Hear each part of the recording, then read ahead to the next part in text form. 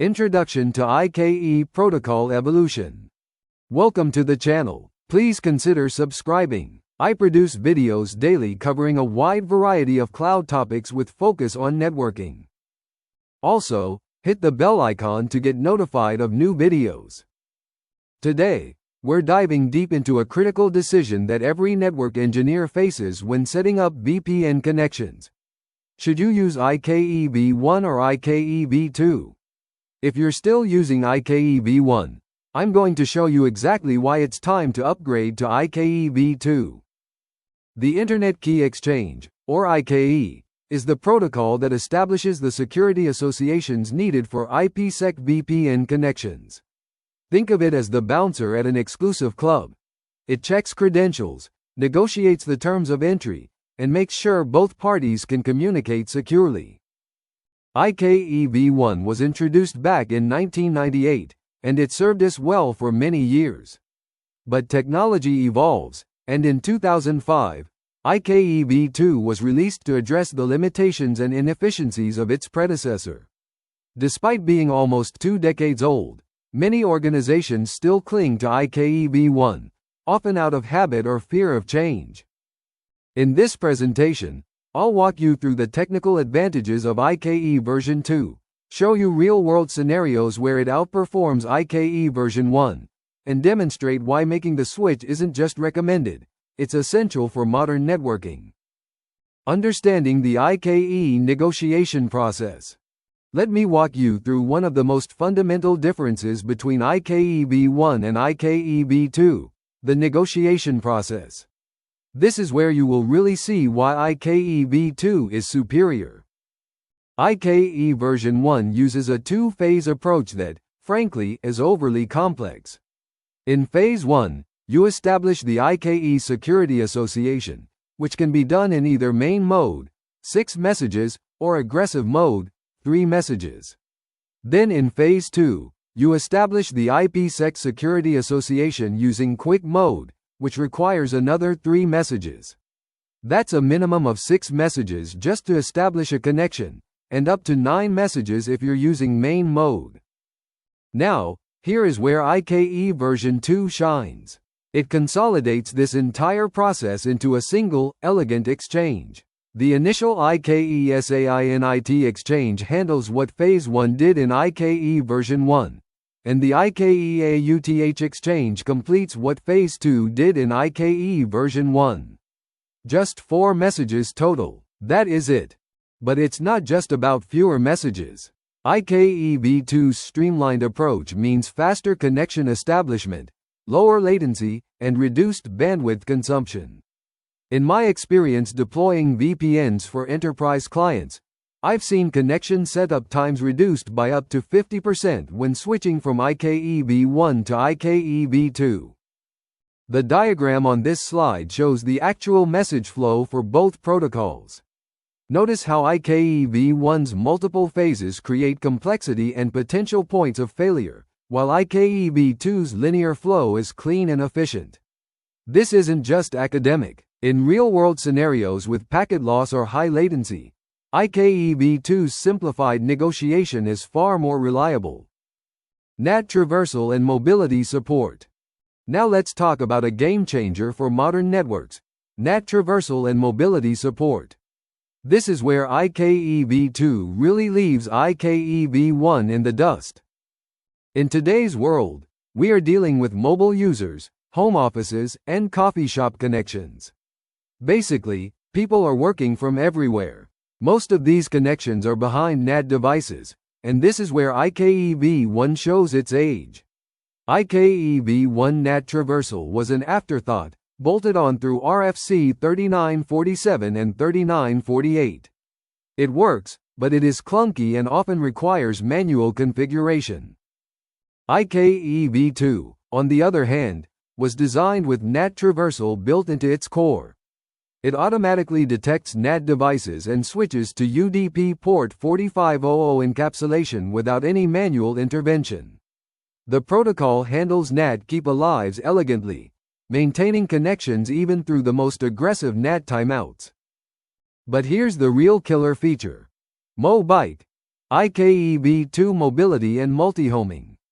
Imagine you're on a video call through your corporate VPN with IKEv1. If you switch from Wi-Fi to cellular, your VPN drops, your call disconnects, and you have to reconnect everything. With IKEv2 and Mobike, the transition is seamless. The VPN automatically updates the peer addresses without dropping the connection. I have implemented this for healthcare organizations where doctors move between hospital wings, switching between access points. With IKEv1, they would lose connection to patient records momentarily. With IKEv2, they do not even notice the network change. The session persistence alone has saved countless hours of lost productivity. The code example on this slide shows how simple it is to enable Mobike in StrongSwan. Notice how there is no complex configuration. It is enabled by default, because it just works. Error handling and reliability. Let me share a war story that perfectly illustrates why IKEv2's error handling is superior. A few years ago, I was troubleshooting a client's VPN infrastructure that was experiencing random disconnections. They were using IKEv1, and the logs were, well, let's just say cryptic is being generous. IKEv1's error handling is, frankly, a nightmare. When something goes wrong, you might get a generic no proposal chosen error, which could mean anything from a cipher mismatch to a configuration error. The protocol lacks proper error codes and detailed notifications, making troubleshooting feel like detective work. IKEv2 completely revolutionized this with its comprehensive notify message system. It includes over 40 specific error types that tell you exactly what went wrong. Getting an invalid KE payload error? That's a Diffie-Hellman group mismatch. TS unacceptable? Your traffic selectors don't match. Each error points you directly to the problem. But it's not just about better error messages. IKEv2's built-in liveness checking is far superior.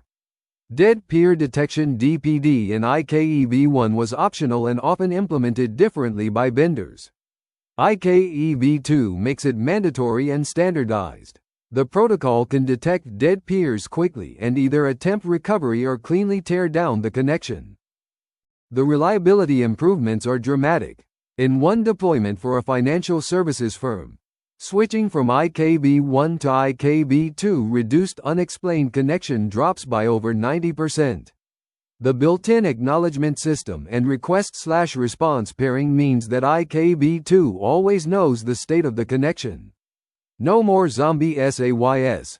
No more mysterious failures, just reliable, predictable behavior. Look at the message structure comparison on this slide. IKEv2's clear message types and mandatory fields ensure that both peers always understand what's happening in the connection. This isn't just technical elegance. It translates directly to fewer support tickets and happier users. Performance and efficiency gains. Now let's dive into the performance numbers, because this is where the rubber meets the road. When I show clients the actual performance differences between IKEv1 and IKEv2, it's usually the tipping point for migration. First, let's talk about connection establishment time. In my lab tests across various platforms, IKEv2 consistently establishes connections 40 to 60% faster than IKEv1. We're talking about reducing a 3-second IKEv1 connection to under 1.5 seconds with IKEv2. That might not sound like much, but when you have thousands of remote users connecting every morning, those seconds add up to hours of saved time. The efficiency gains come from multiple factors. IKEv2's streamlined message exchange means fewer round trips. The protocol also supports IKESA and child SA creation in a single exchange, while IKEv1 always requires separate negotiations. This is huge for applications that create multiple IPsec tunnels. But here's something that often gets overlooked: CPU usage. IKEv2's cleaner design means less processing overhead.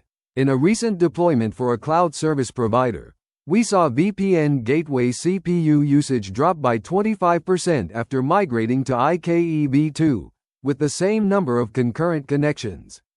That's like getting a free hardware upgrade.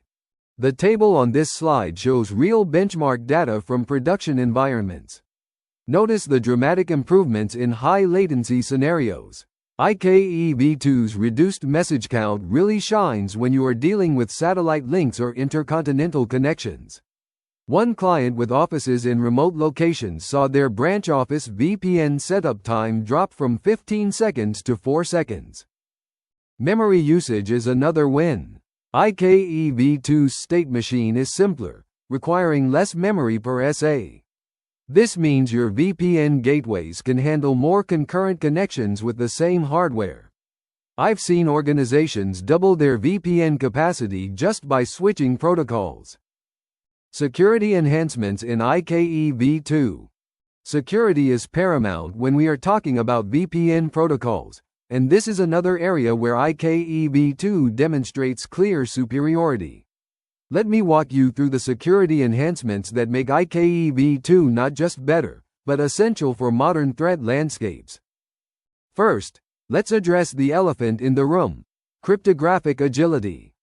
IKEv1 was designed in an era when DES and MD5 were considered secure. While you can use modern algorithms with IKEv1, the protocol was not designed with algorithm flexibility in mind. IKEv2, however, was built from the ground up to support easy algorithm updates. When quantum-resistant algorithms become necessary, IKEv2 will adapt seamlessly. The authentication improvements in IKEv2 are substantial. While IKEv1 supports basic PSK and certificates, IKEv2 extends this with EAP, Extensible Authentication Protocol, integration. This means you can use your existing enterprise authentication infrastructure, Radius, LDAP, even multi-factor authentication, directly with your VPN. I've implemented IKEv2 with YubiKey integration, something that would be a nightmare with IKEv1. Here's a critical security fix. IKEv2 eliminates the aggressive mode vulnerability present in IKEv1. Aggressive mode sends hashed PSKs in clear text, making them vulnerable to offline dictionary attacks. I've seen penetration testers crack weak IKEv1 PSKs in minutes using this vulnerability. IKEv2 simply doesn't have this mode. Problem solved. The code example shows how to configure strong security parameters in IKEv2. Notice the flexibility in defining cipher suites and the ability to use multiple authentication methods. This isn't just for theoretical elegance. It is practical security that adapts to your organization's needs. DOS protection is another area where IKEv2 shines. The protocol includes cookie-based DOS protection and limits on half-open SAs. During a recent DDoS attack on a client's infrastructure, their IKEv2 gateways remained responsive while legacy IKEv1 systems were overwhelmed. Migration strategies and best practices. Alright, so you're convinced that IKEv2 is the way to go.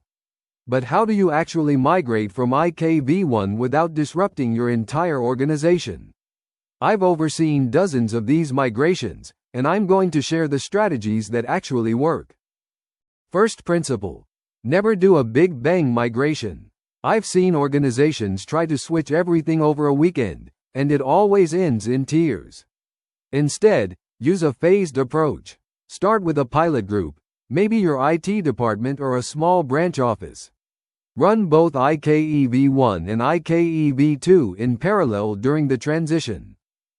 The configuration on this slide shows how to set up dual-stack VPN gateways.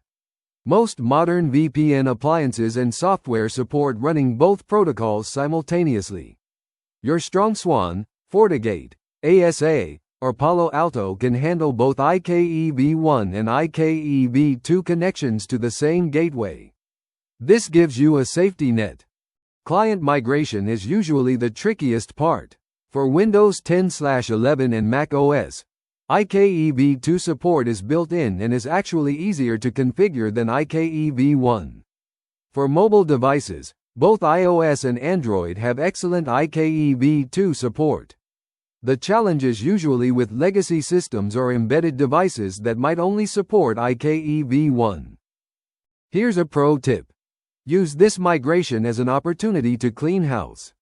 That Windows XP machine in accounting that has to stay for that one application. This is your chance to finally address it. Set a sunset date for IKEv1 support and stick to it. Testing is crucial. Set up a parallel IKEv2 infrastructure and test every use case. VoIP over VPN? Test it. Large file transfers? Test it. Application-specific tunnels? Test them all. Document any differences in behavior. They're usually improvements, but users need to know what to expect. The timeline I recommend is 3 to 6 months for most organizations. Month 1. Planning and pilot. Month 2 to 3. Gradual rollout. Month 4 to 5. Stragglers and edge cases. Month 6. IKEv1 shutdown. This gives everyone time to adapt without feeling rushed. Common challenges and solutions. Let's be real, migrations are not always smooth sailing. I want to share some of the common challenges you will face when moving to IKEv2 and, more importantly, how to overcome them. These are lessons learned from the trenches. Challenge number 1. Legacy device support. You'll always have that one critical device, maybe an old IP phone system or a security camera, that only speaks IKEv1.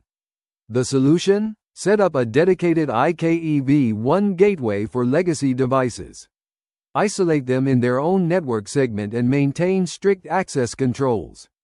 This contains the security risk while buying time for equipment upgrades. Certificate management often becomes a pain point. IKEv2 is stricter about certificate validation than IKEv1. I have seen migrations stall because certificates that worked fine with IKEv1 suddenly cause authentication failures. The solution is to audit your PKI infrastructure before migration. Ensure all certificates have proper subject alternative names, SANs, and valid certificate chains. Here's one that catches everyone. Traffic selector mismatches.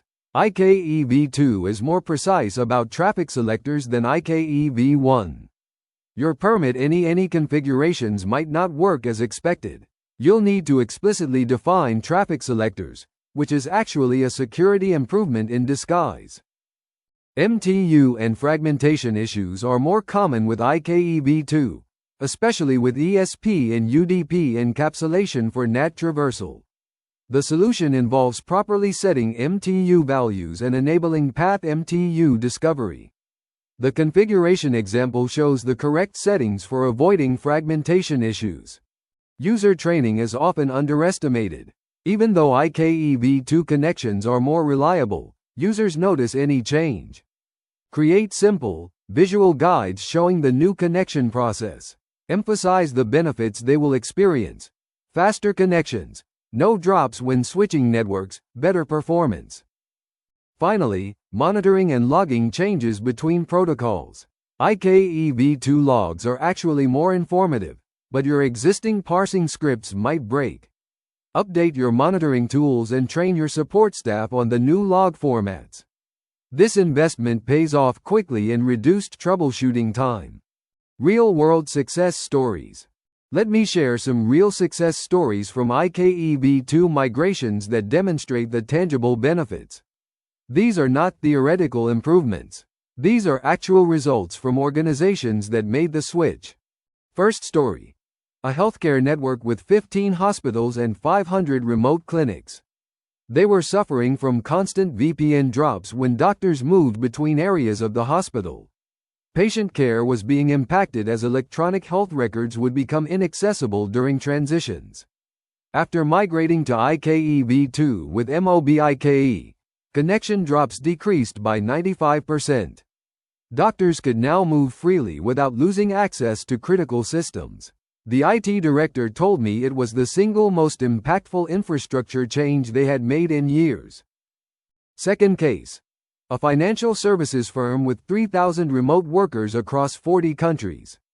Their IKEv1 infrastructure required 12 volts PN concentrators to handle the load. After migrating to IKEv2, they reduced this to 8 concentrators while supporting 20% more users. The connection setup time improvement meant their London trading desk could connect to Asian markets 2 seconds faster. In high-frequency trading, that's a lifetime. Annual hardware and licensing savings.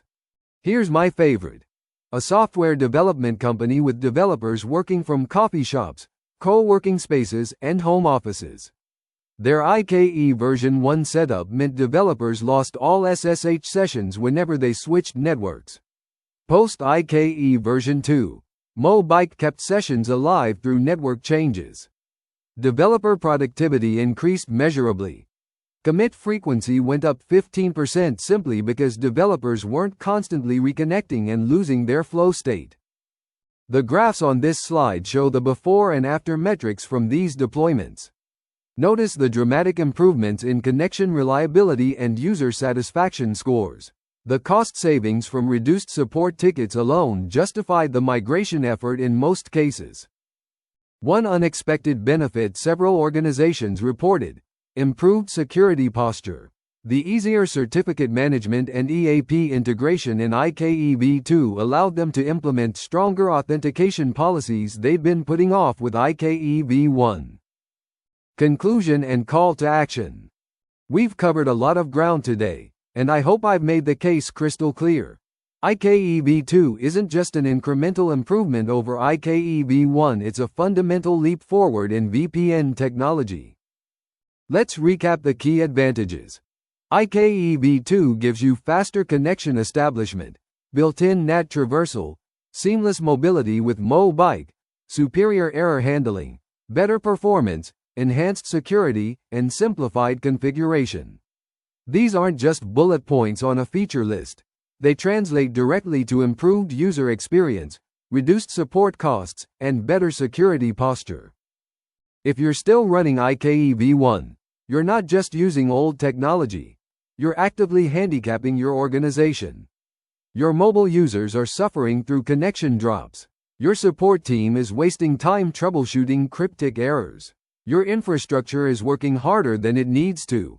And you're missing out on security features that could prevent the next breach. Here's my challenge to you.